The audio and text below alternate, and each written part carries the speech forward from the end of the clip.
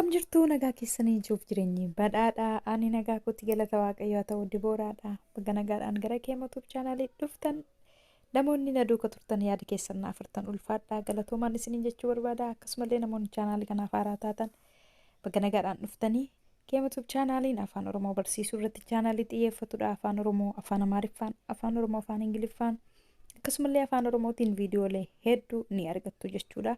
Baga nagaadhaan dhuftanii haaraa yoo taatan subscribe gochuu hin dagatinaa. Akkasuma hiriyoota keessaniif share godhaa.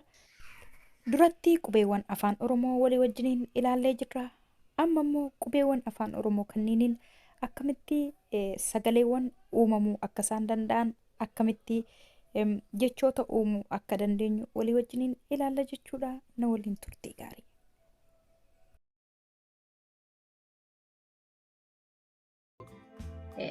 Sagaleen qubeewwan irraati kan inni argamu. Sagaleewwanii fi qubeewwan warra jedhaman kana sirriitti barannaani dogongora qubee eeguun baay'ee salphaadha jechuudha. Dursa garuu kan barbaachisu maalidha? Sagaleewwanii fi qubeewwan akkamittiin akka isaan dhufan sirriitti hubachuu fi sirriitti beekuudha jechuudha. Sagaleen maalirraa argama? Sagaleen qubeewwantu walitti dhufeetu sagalee uumaa jechuudha. Waa'ee qubee afaan Oromoo kutaa jalqabaa keessatti ilaalleerra. Qubeewwan afaan Oromoo meeqa akka isaan ta'an, qubee dubbifamaa, qubee dubbachiiftuu, qubee dachaa afaan Oromoo warreen jedhaman kutaa jalqabaa keessatti ilaalleerra. Kanaaf sagaleewwan kan isaan uumaman qubeewwan afaan Oromoo dubbifamaa fi dubbachiiftuu irraati jechuudha. Sagalee beeknaan yookiin immoo qubeewwan afaan Oromoo akkamitti sagalee akka isaan ta'an beeknaan jecha barreessuun akkasumallee hima barreessuun wanta tokko saalfii fi qaanii tokko malee dogongora qubee eegne barreessuu ni dandeenya jechuudha. Kunoo asirraa sagalee jedha. Sagaleen kan uumamu qubee dubbifamaa fi dubbachiiftuu irraati. Qubee dubbifamaa fi dubbachiiftuu irraati. Qubee dubbachiiftuun sagalee ta'uu danda'u. Qubee dubbachiiftuun sagalee ta'uu danda'u. Qubee dubbachiiftuu warra kamidha? Warra shananiiti. Qubee dubbachiiftuun warra shananiiti jechuudha. A, E, I, O, U warra jennu warri kun qubee dubbachiiftuu jedhamu. Qubee dubbachiiftuun shanan kuni sagalee ta'uu danda'u qofaa isaanii jechuudha. A yoo jenne inni kun sagalee ta'uu danda'a. E yoo jenne sagalee ta'uu danda'a. I yoo jenne sagalee ta'uu danda'a. O yoo jenne sagalee ta'uu danda'a jechuudha. Qubee dubbifamaa warri jedhaman garuu qubee dubbifamaa warri jedhaman warra kana Ba, Caa, Daa, Faa, Gaa warri jedhamanii warri qubee dubbachiiftuun keessa hin jirre isaan qofaa isaanii sagalee ta'uu hin danda'an yookaan immoo qofaa isaanii dhaabachuu hin danda'anii jechuudha. Maaliifi sagalee dubbachiiftuutu dudduuba isaanii jira jechuudha. Qubee dubbifamaa yeroo dubbisnu fakkeenyaaf asirratti ba. Baan kuni qubee dubbifamaadha. Qubee dubbifamaa afaan Oromooti. Baan qofaasaa dhaabbachuu hin danda'u. Baan qofaasaa dhaabbachuu hin danda'u. Sagalee qubee dubbifamaadha waan ta'eef. Garuu maaltu jala jira? Ba yeroo jennu aatu jala jira jechuudha. Ba yeroo jennu aan baa jala jirti jechuudha. Qubee dubbachiiftuun aan baa jala jirti jechuudha. Gara beekannoodhaan yookaan immoo dhokannaadhaan utuu hin argamin garuu qubee dubbachiiftuu A jedhamtutu jala jira jechuudha. Baa kana jala. Kanaafi baa jechuu dandeenya.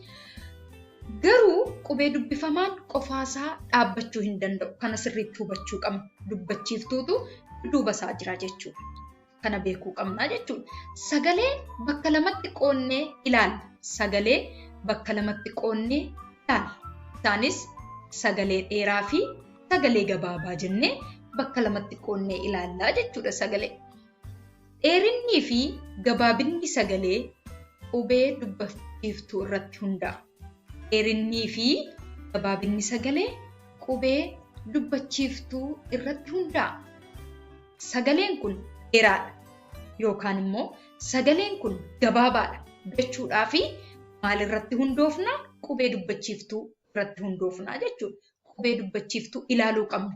Sagaleen kun dheeraadha yookaan immoo sagaleen kun gabaabaadha jechuudhaa fi maal ilaaluu qabna? Qubee dubbachiiftuu sagalee sana keessa jiru ilaaluu qabna jechuudha. Sababni isaas maaliifi? Sagaleen gabaabaa fi sagaleen dheeraan kan inni hundaa'u qubee dubbachiiftuu irratti waan ta'eef jechuudha. Mee hin ilaalla. Sagalee gabaabaa jedha kun.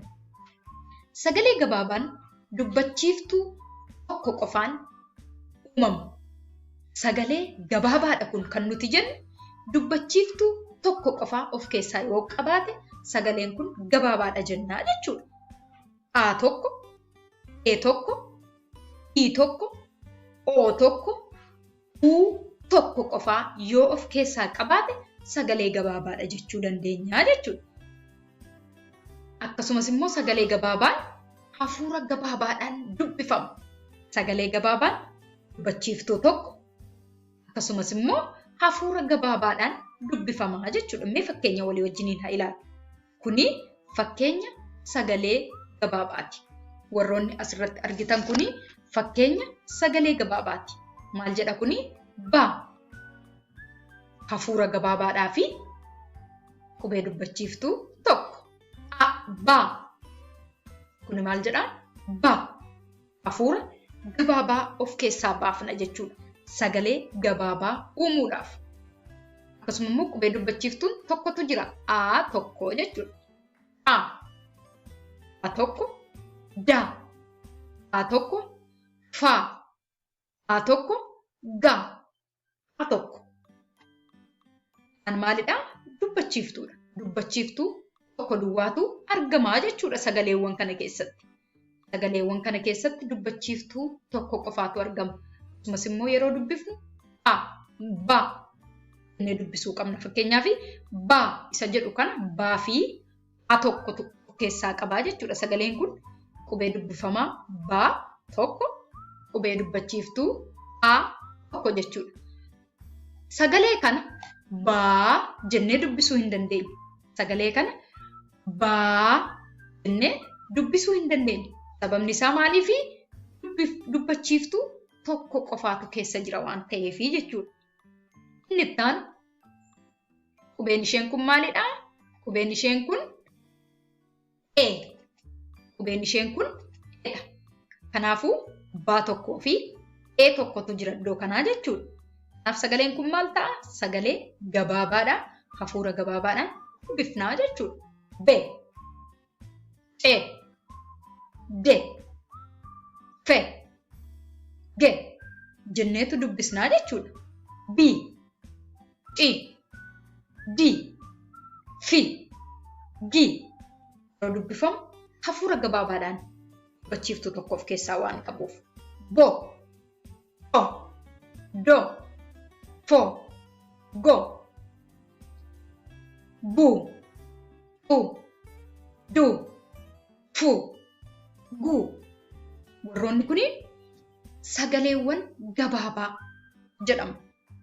Dubbachiiftuu tokko warri of keessaa qaban sagalee gabaabaa jedhamu jechuudha. Ittaan kanneen akkasitti dubbachiiftuu tokko qofaan kaa'aman sagalee gabaabaa jedhamu. Ittaan sagalee dheeraa. Sagalee dheeraan dubbachiiftuun lama walitti yoo aanan kan uumamudha. Argitanii? Sagalee gabaabaan dubbachiiftuun lama walitti yoo aanan kan uumamudha. Sagalee gabaabaa kan jennu dubbachiiftuun lama walitti aananii yoo dhufan kan uumamudha jechuudha. Akkasumas immoo hafuura dheeraadhaan dubbifama. Akkasumas immoo hafuura dheeraadhaan dubbifamaa jechuudha. Sagalee dheeraa kan jedhamu hafuura dheeraadhaan dubbifama. Sagalee gabaabaan maalidha jennee? Dubbachiiftuu tokko. Akkasumas immoo hafuura gabaabaadhaan dubbisna. Sagalee dheeraan garuu dubbachiiftuu lama of keessaa qaba. Akkasumas immoo hafuura dheeraadhaan dubbifnaa jechuudha gaafa dubbisnu. Fakkeenyaaf baa tokkoo fi lama dubbachiiftuu lama of keessaa qaba. Baa tokkoo fi dubbachiiftuu lama. Baa tokkoo fi dubbachiiftuu lama. baa tokkoo fi dubbachiiftuu oo lama. Buu baa tokkoo fi dubbachiiftuu uu lama of keessaa qaba jechuudha. Kanaafiyyuu warreen kun immoo maal jedhamu? Sagalee dheeraa jedhamu. Yeroo dubbisnu hafuura dheeraadhaan dubbisna. Akkasumas immoo dubbachiiftuu lama kun argitanii dubbachiiftuu lama walitti aananii wal bira jiru jechuudha. Baa amma sagalee kana baa jennee dubbisuu hin dandeenyu. Hafuura gabaabaadhaan dubbisuu hin dandeenyu. Lammaffaan immoo maalidhaa? Qubee dubbachiiftuu tokko of keessaa hin qabu. Qubee dubbachiiftuu lama of keessaa qabaa jechuudha. Kanaafiyyuu dheeressinee dubbisna yeroo dubbisnu jechuudha. Baa, bee, bii, boo, buu jennee dubbisna. Qaa, ee, ii, oo, uu, daa, dee, dii, doo, duu. Warroonni kun sagalee dheeraa jedhamu jechuudha. Kanaafiyyuu sagalee dheeraa fi sagalee gabaabaa yoo barre akkaataa itti dubbisnu akkasumas immoo sagalee gabaabaan maali sagalee dheeraan maali akka ta'e dubbachiiftuu meeqa akka isaan of keessaa qaban erga barree booda jecha uumuun baay'ee salphaadha jechuudha. Kanaafi isa kana sirriitti hubachuu danda'uu qabnaa jechuudha. Iddoo kanas jira faa, fee, fii, foo, fuu. Gaa, gee, gii, goo, guu. Warroonni kun sagalee dheeraa jedhamu. Kanatti aanuudhaanii maal walii wajjiniin ilaallaa? Sagalee dheeraa fi sagalee gabaabaa erga hubannee yookaan immoo sagaleewwan akkamittiin akka isaan dhufan erga hubannee booda jecha ijaaruu ni dandeenya jechuudha. Jecha ijaaruudhaaf maaltu nu barbaachisa? Sagaleewwan walitti qindeessuutu nu barbaachisa jechuudha. Sagaleewwan eessaa arganna? Qubeewwan irraa arganna. Qubee dubbifamaa fi qubee dubbachiiftuu irraa argannaa jechuudha sagaleewwan. Jecha immoo eessaa arganna? Sagaleewwan irraa argannaa jechuudha. Sagalee fi sagaleen walitti yoo dhufan jecha uumuu jechuudha. Jechi sagalee fi sagalee irraa argama. Jechi walitti qindoomina sagaleeti. Jechi sagaleewwan akkaataa afaan Oromoo keessatti hiika kennuu danda'aniin walitti yoo dhufan kan uumamudha jechuudha. Jechi sagaleewwan akkaataa afaan Oromoo keessatti hiika kennuu danda'aniin walitti yoo dhufan jechatu uumama jechuudha. Sagaleewwan akkaataa afaan Oromoo keessatti hiika kennuu danda'aniin walitti yoo dhufan jecha uumuu jechuudha. Kanaaf jecha uumuudhaaf sagaleewwan sirriitti beekuu qabnaa jechuudha. Sagaleewwan walitti yoo dhufan jecha uumu. Walitti qindoomina sagaleeti jechi. Walitti qindoomina sagaleeti jechi jechuudha. Akka hiika kennanitti hin qindaa'an taanaan hiika kennuu hin danda'an. Sagaleewwan warri nuti amma baranne baa, baa, qaa. Qaa jennee warri nuti baranne sagalee gabaabaa fi dheeraan akka hiika kennuu danda'anitti hin dhufan yoo ta'e, akka hiika kennuu danda'anitti hin barreeffaman yoo ta'e, hiika kennuu hin danda'an yookaan jecha sirrii ta'uu hin danda'anii jechuudha. Mee fakkeenya kana ilaalaa. Fakkeenya kana fudhannee haa ilaallu. Kuni amma sagaleewwan walitti dhufaniiru, walitti qindaa'aniiru garuu hiika kennuu hin danda'anii jechuudha.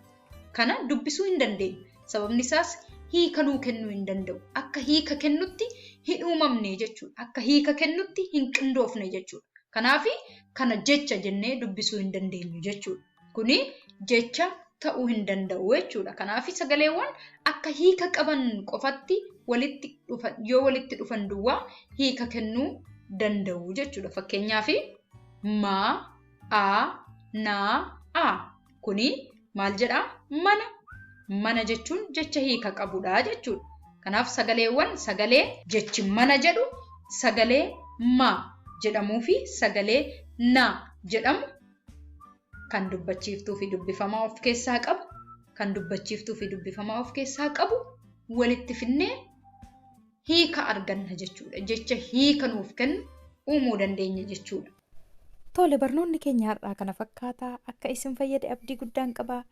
Gosoota jechaa, jecha jabaa, jecha laafaa, jecha dheeraa fi gabaabaa, jecha irra butaa warreen jedhaman immoo kutaattaa nutti walii wajjiniin ilaallaa. Hagasitti hiriyoota keessaniif sheer gochuu hin dagatinaa. Gaaffii yaada qabdan koomentii irratti barreessaa. Yeroo itti aanu barnoota akka biraan aga walitti deebinutti nagaatti tura.